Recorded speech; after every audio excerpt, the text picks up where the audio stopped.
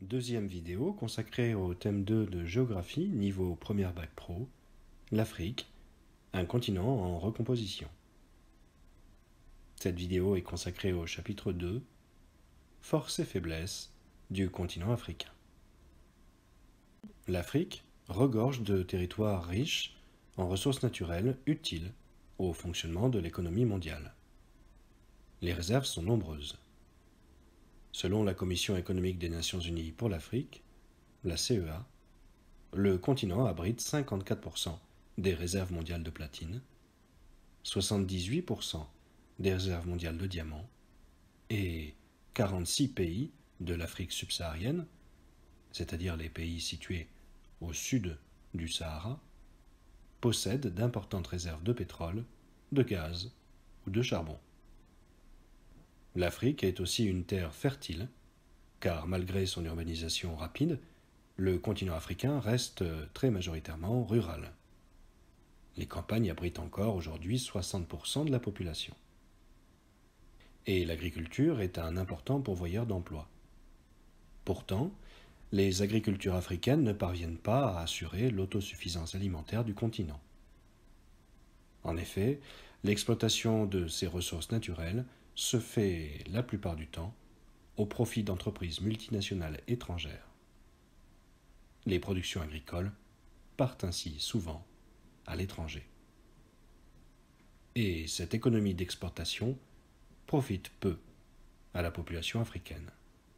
Concernant les ressources minières, on pourrait penser que la hausse des prix de ces ressources est une chance pour l'Afrique. En réalité, lorsque les prix de ces ressources augmentent, c'est au contraire un facteur de déséquilibre pour de nombreux pays africains. Une étude de l'American Economic Review, parue en 2017, fait le lien entre le boom des prix des minerais en 2000 et l'origine d'un quart des conflits en Afrique. Ainsi, lorsque l'État est faible, des groupes rebelles s'emparent de ces ressources pour financer leurs activités. Par exemple, à l'annonce de la sortie de la nouvelle PlayStation 2 par la firme Sony au début des années 2000, une demande accrue en coltan, un de ses composants principaux pour les circuits électroniques, a engendré une augmentation de son prix de 90 $ à 590 $ par kilogramme. La République démocratique du Congo est apparue comme un terrain idéal pour les fournisseurs étrangers. L'économiste Raúl Sánchez de la Sierra a analysé les répercussions sur le terrain à travers une étude sur 380 zones minières. Et il a constaté que, suite à la hausse des prix, les milices se sont multipliées dans les sites de coltan et la violence s'est accrue. Ce lien entre la valeur des minerais et les conflits en Afrique a d'ailleurs inspiré en 2006 le film Blood Diamonds, qui raconte les affrontements au sujet des diamants en Sierra Leone.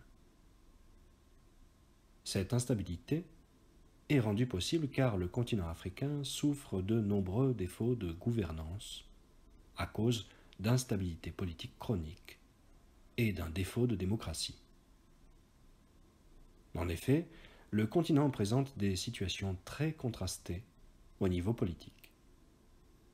Le journal américain The Economist propose ainsi de différencier 4 grandes catégories d'États. D'abord, les États démocratiques, comme le Mali, le Ghana ou l'Afrique du Sud, qui organisent des élections très encadrées pour éviter les fraudes. Le Ghana utilise par exemple la biométrie, avec les empreintes digitales, pour lutter contre la fraude. On trouve ensuite les États considérés comme des démocraties fragiles, avec des situations très variées.